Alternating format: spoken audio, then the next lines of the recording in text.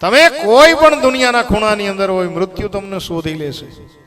યાદ રાખજો, જે એક દિવસ આવી જવાનું છે, એક દિવસ આપણા સુધી પહોંચી જવાનું છે, એમાં ડર ન રખાય. કબીર સાહેબ કે એમ કહેવાય, મરને સે સબ જગ ડરા મેરે મન આનંદ, કબ મરી હો કબ બેટી હો પૂર્ણ પરમાનંદ.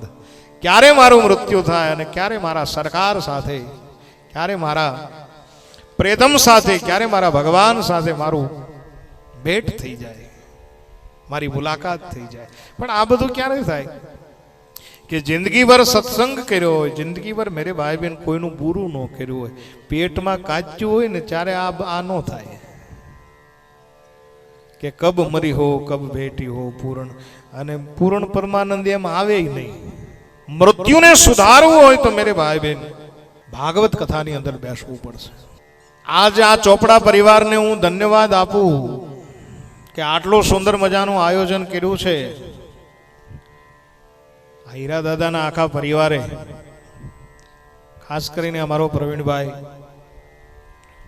આખા પરિવારને પાંખમાં લઈ અને સુંદર મજાનું જે આયોજન કર્યું છે.